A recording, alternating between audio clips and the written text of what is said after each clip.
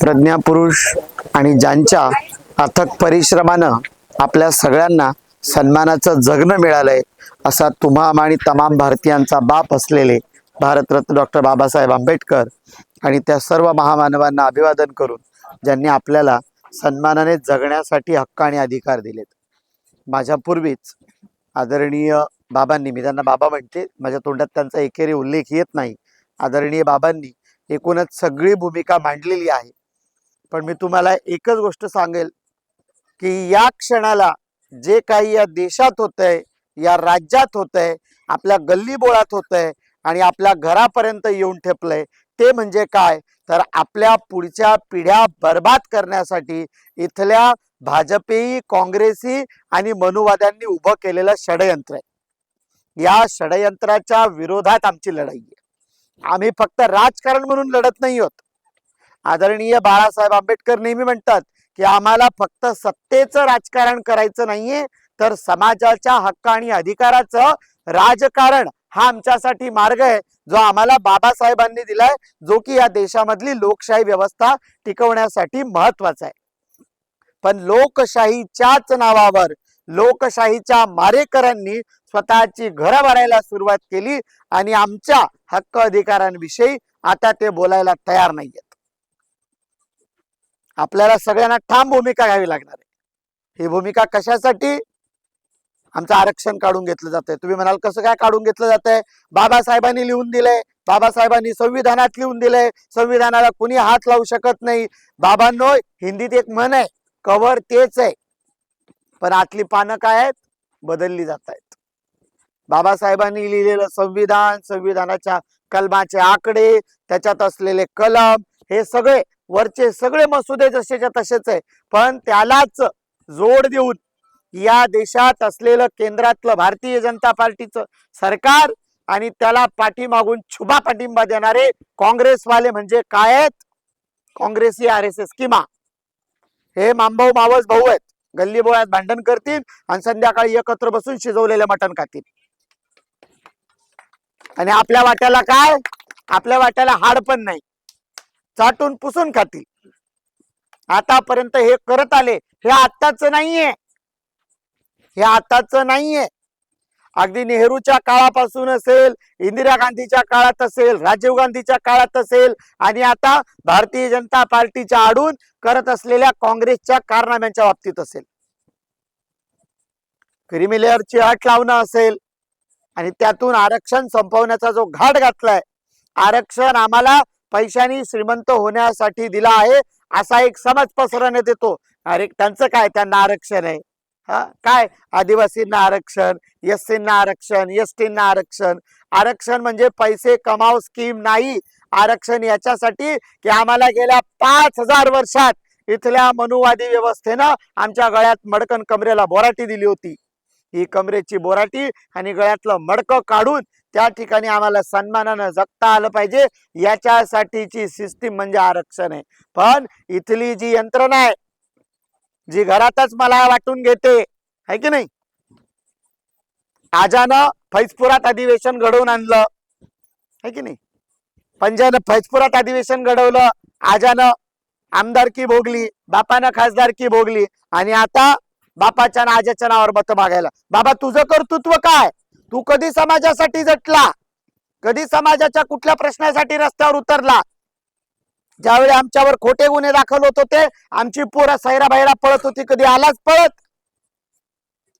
आमच्या गायरानातल्या जमिनीवरच्या घरकुलातल्या बेघरात राहणाऱ्या ज्यांच्याकडे पिढ्यान पिढ्या काही नाही, त्यांच्या घरावर JCB अर्ध्या रात्री उभ्या करण्यात आले, आलाच पळत? आमच्या नोकऱ्या काढून घेण्यासाठी खोट्या भरत्या त्या ठिकाणी करण्यात आल्या. आमची पोरं जे मैदानावर पळून पळून 6-6 महिने मैदानाच्या तयाऱ्या करतात, त्यावेळी त्यांच्या नोकऱ्यांसाठी संधी दिली नाही, आलाच पळत. पण आता मात्र तुला आमचा पुळका येईल, तू आता आम्हाला भाऊ म्हणशील, आम्हाला दादा म्हणशील, गल्लीबोळात जाऊन आमच्या माया बहिणीच्या पाया पडशील. आणि एकाच्या बाबतीत नाही, हे सगळ्यांच्याच बाबतीत केलं जातंय. मग ते कमळवाले असोत का ते पंजावाले असोत. नाहीतर मग आमच्याकडे एक आलाय, नदीच्या पार असलेला एक दादा आहे, भांड्यावाला दादा, आहे की नाही. हे सगळे सारखे आहेत, यातलं कुणीच आपलं नाही. कारण हे कुणाचे आहेत? हे भांडवलाचे आहेत, हे पैशावाल्याचे आहेत. यांना कष्टकऱ्यांच्या प्रश्नाशी घेणं देणं नाही. यांना यांना श्रमिकांच्या प्रश्नाशी घेणं देणं नाही. यांना गल्ली बोळातल्या माणसांच्या प्रश्नाशी घेणं देणं नाही. यांना खुर्ची पाहिजे. कशासाठी पाहिजे? कारण खुर्चीवर गेलं की मलाही भेटते. आणि यांना मलाही आवरायची. आणि ती मलाही कुणाच्या वाट्याची आहे? ती तुमच्या आमच्या पोराबाळांच्या वाट्याची. मला तर काही पोरबाळ होणार नाही. मला काय माग माग दोन्ही हातसंग आहे माझे. पण ही लढाई लढत असताना याच्यासाठी की मी ज्या समाजात राहते त्या समाजातल्या येणाऱ्या पिढ्यांचं भवितव्य अंधारात नाही गेलं पाहिजे, म्हणून माझी राजकीय भूमिका. बाळासाहेब म्हणतात की आधी समाजाचे प्रश्न आणि मग त्यासाठी सत्ता हातात घेऊन ते प्रश्न सोडवण्यासाठी आणि आतापर्यंत जे हिसकवून घेतलंय ते परत देण्यासाठी आपल्याला उभं राहायचंय. सगळं काय काय काढून घेतलंय बाबांनी तुम्हाला सगळं सांगितलंय. इथे आहेत बरीच जण आहेत की डीएन कॉलेजला शिकत होती, म्युन्सिपल हायस्कूलला शिकत होती, ग्रॅज्युएट झाली आहेत, पोस्ट ग्रॅज्युएट झाली आहेत. पण काय करतात? काय कामं करतात रे बाबांनो? केळीचे घड व्हायला जातो आहे की नाही. डिग्री काय? MA. डिग्री काय? डिप्लोमा. डिग्री काय? ITI. आणि काम काय करतो? केळीचे घड बांध. कधी पाहिलं गेलं आमच्याकडे? आमच्या माया बहिणी असतील, आमचे बाप भाऊ असतील, त्यांच्याकडे कधी पाहिलं गेलं नाही. आमच्या प्रश्नांकडे पाहिलंच गेलं नाहीये. हे समजून घ्यावं लागणार आहे. का पाहिलं गेलं नाहीये? का पाहून घेतलं जात नाहीये? त्या ठिकाणी फक्त मत मागायला येतील, उभे राहतील. इलेक्शनच्या 2 महिने आधी तुमच्याकडे भाऊ दादा फेऱ्या मारायला सुरुवात होतील. बाकीचे 4.5 वर्ष ना भाऊ दादा दिसे ना पुढारी चमचा दिसे. हे सगळेच्या सगळे मात्र या 2 महिन्यात येतील आणि आपला भावनिक खेळ करतील. पण आता या भावनिक खेळाला बळी पडू नका. तुम्हाला सगळ्यांना माझी विनंती आहे हात जोडून. मी फक्त तुमच्याकडे मत मागायला आले नाही. या भावनिक खेळाला बळी पडू नका. या पुढच्या पिढ्यांचं भवितव्य अंधारात ढकलू नका. बाबासाहेबांना मोठ्या कष्टाने मिळवून दिले आपल्याला ते. त्याची 4 गेली होती आपले 4 वाचवण्यासाठी. आणि आपण जर फक्त कुणीतरी पुढारी येतोय, लुंग्या सुंग्या येतोय, शेवटच्या 2 दिवसात पैशाचा बाजार उठवतोय आणि आपल्याला सांगतोय की नाही नाही असं काही नाहीये, असं होणार नाहीये. मी तुम्हाला सगळ्यांना एकच सांगेल, इथंच गेटवर मगाशी बाबांनी बोलताना सांगितलं, इथंच खुर्ची टाकायची. जो कोणी दादा भाऊचे माणसं ज्यांना काहीतरी चिरीमिरी भेटतं, जो बंगल्यावर जाऊन पाण्याच्या गलास वाटतो आणि इथं दाखवतो की मला मोठा पुढारी आहे की नाही, त्याला इथंच खुर्ची टाकायची. असे बसले असंच बसायचं आणि काय विचारायचं? पुढारी हो, पुढाऱ्याचा माणूस हो. दादा म्हणा आरक्षणाचं उपवर्गीकरण होतंय, आम्हाला क्रिमिलेअरची अट लावली जाते, आमच्या पोरांचं भवितव्य अंधारात ढकललं जाईल. तुझी भूमिका काय? उघड बोलतो. आमच्यावर खोटे गुन्हे दाखल होतात, त्यावेळी तुम्ही आमच्या बाजूने न येता दुसरीकडे जाऊन उभे राहता. त्याच्याविषयी तुझी भूमिका काय दादा? गेल्या 50 वर्षापासून तुमच्या एके हाती सत्ता आहे, आलटून पालटून, कधी बीजेपी कधी काँग्रेस, दुसऱ्याच्या हाती कधी जाऊच दिली नाही. दुसरा कार्यकर्ताही घडवला नाही. कधी वाटलं नाही की आंबेडकरी जनतेतून एखादा कार्यकर्ता येईल, एखादा मुस्लिमांमधून एखादा आमदार होऊ शकतो, एखादा बौद्धांमधून आमदार होऊ शकतो, साळी माळी तेली कोळी कुंभार चांभार मातंग भिल्ल पावरा तडवी यांच्यामधून कोणी आमदार होऊ शकतो, असं कधी तुम्हाला वाटलं नाही. आम्ही जाऊन फक्त काय करायचं? तुम्हाला मतं द्यायची आणि तुमच्या बंगल्यावर येऊन आम्हाला तुम्हाला सलाम हाजी करायचं. असे येणारे जे दादा भाऊ आहेत त्याला इथं बसवून सन्मानाने विचारायचं, आपण कायद्यावर प्रेम करणारी माणसं आहोत, कारण कायदा लिहिणारा आमच्या बापाचा बाप आहे. आमच्या बापाच्या बापाने लिहिलंय ना, मग आम्ही कायद्यावर प्रेम करणारी माणसं. कायद्याने शिस्तीत त्याला विचारायचं, हे बाबा आमचं आरक्षण घालवलं जाणार आहे, त्यावेळी तू का बोलत नाहीयेस? हे बाबा आमच्या आरक्षण जाणं म्हणजे काय? आरक्षण म्हणजे पैसे कमाव स्कीम नाहीये, फक्त पोराबाळांच्या शिक्षणाचाच प्रश्न नाहीये. हे आरक्षण आहे ना, त्या आरक्षणामधूनच ग्रामपंचायतीला 15% मागासवर्गीयांचा स्वतंत्र निधी येतो. या 15% मागासवर्गीयांचा निधी देखील घालवला जाईल. म्हणजे तुमच्या गल्लीत येणारा जो पेव्हर ब्लॉक आहे, तुमच्या गल्लीत येणारी गटार आहे, रस्ता आहे, जो विजेचा खांब आहे, तो देखील घालवला जाईल. त्यासोबतच तुम्ही बेघर आहे, भूमिहीन आहे, तर तुम्हाला इंदिरा आवास योजनेअंतर्गत तुम्हाला घर मिळतं, ते घर देखील भेटणार नाही. म्हणजे तुम्ही उघड्यावरच राहायचं.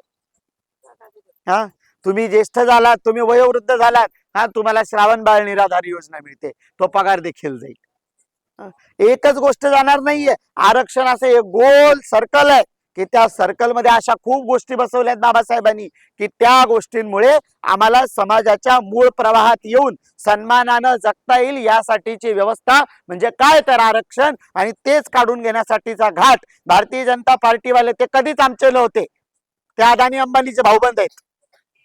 ज्या RSSच्या माध्यमातून ते चालवले जातात त्यांना या देशात मनुवाद आणायचा आहे. तो मनुवाद परत एकदा कायद्याच्या माध्यमातून उपवर्गीकरण करून बाबासाहेबांनी ज्याला ज्याला काही नव्हतं त्याला एका ठिकाणी आणलं आणि एकत्र बसून त्याचा हक्क अधिकार घ्यायला त्याला शिकवलं. त्याच्याकडून काढून घेऊन परत आम्हाला असं वेगळं वेगळं करायचं, आम्हाला आपसात भिडवायचं, आपसात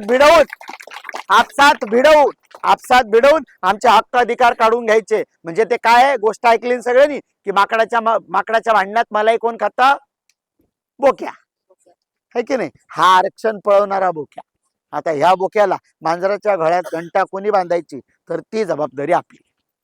आणि त्याच्यासाठी आपल्याला दिलेला अधिकार मतदानाचा अधिकार.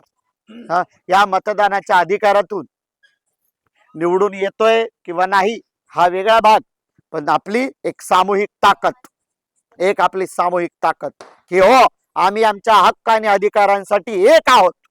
आम्ही आवाज उठवतोय आणि आम्ही आवाज उठवत असताना लोकशाही पद्धतीने आवाज उठवतोय.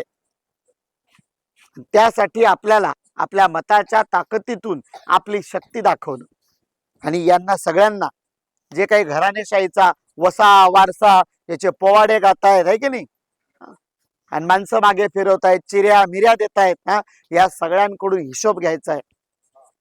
आमच्या वामनदादाचं एक गाणं आहे की सांगा आम्हाला बिर्ला बाटा टाटा कुठं आहे हो, सांगा धनाचा साठाना आमचा वाटा कुठं आहे हो. तर आमचे गल्ली बोळातले हे जे बिर्ला बाटा आहेत ना, जे पुढारी म्हणून मिरतात आमच्याकडं, आमदारक्या खासदारक्या भूषवतायत, या बिर्ला बाटांना आम्हाला विचारायचंय की आमच्या वाट्याचा पळवलेला धनाचा साठा कुठे आहे, आणि त्या साठ्याचा हिशोब विचारण्यासाठी आपण आपल्या मतपेटीतून आपली ताकद दाखवून तुम्ही मला ही जबाबदारी जर सोपवलीत तर मी तुम्हाला शब्द देते. आणि शब्द कुठं उभारून देते? बापाच्या नावानं असलेल्या दाराजवळ शब्द देते की तुमच्या रोजगाराच्या प्रश्नापासून तुमच्या घरकुलाच्या प्रश्नापर्यंत तर रस्त्यावरची कामं तर होतीलच, पण त्या ठिकाणी जिथं आरक्षण विरोधी खिचडी शिजवली जाते त्यांचं भांड कसं उलट मारून येईल हे माझ्याकडची जबाबदारी. ही जबाबदारी फक्त येणाऱ्या निवडणुकीत 20 तारखेला मतदान आहे. आपली निशाणी काय आहे? गॅसचं सिलेंडर, है की नाही, गॅसची हंडी आपल्या सगळ्याच्या घरात आहे की नाही. घरातला गॅस संपला की काय होतं? त्या दिवशी भाकर शिजत. मग ज्या दिवशी आपण आपला हा गॅस असा स्ट्रॉंग ठेवू, आपलं सिलेंडर भरभक्कम करू, त्या दिवशी आपली सगळी भाकरी आमच्या हक्काची, अधिकाराची, आरक्षणाची, पुढच्या पिढ्यांच्या संरक्षणाची ही भाकरी आम्हाला जर कायम ठेवायची आहे तर मी तुम्हाला सगळ्यांना आवाहन करते की सिलेंडर सोबत उभं राहा. 20 तारखेला तुम्ही तुमचं मत मला जबाबदारी म्हणून द्या. मी कर्तव्य पार पाडण्यासाठी बांधील आहे की माझ्या कर्तव्यात मी कुठेही कुसूर करणार नाही आणि तुमच्या हक्क अधिकारासाठी जशी आता कायम रस्त्यावर आहे रस्त्यावरच राहील. मी तुमच्यातलीच आहे, कष्टकरी आहे, श्रमिक आहे, मला असंच राहायचंय. मला काही कमवायचं नाहीये, मला काही माझ्या गाद्या वारसा चालवायचा नाहीये, मला काहीच नाही असं की मला माझी पोरं बाळा आमदार खासदार केलं उभं करायची आहेत. माझं कोणीच नाही. माझ्यासाठी हा समाज माझा परिवार आहे. हा समाज माझा परिवार आणि या समाजाचे प्रश्न सोडवणं याच्यासाठी ही माझी उमेदवारी आहे. आदरणीय बाळासाहेब आंबेडकरांनी माझ्यावर विश्वास टाकून मला ही उमेदवारी दिली आहे. या उमेदवारीमध्ये मी प्रचारादरम्यान कुठेही कुसूर ठेवणार नाही. समाज म्हणून तुम्ही माझ्याकडे जबाबदारी सोपवा, मी कर्तव्यात कुठेही कुसूर करणार नाही हा शब्द तुम्हाला देते. तुम्हा सगळ्यांना सविनय जय भीम.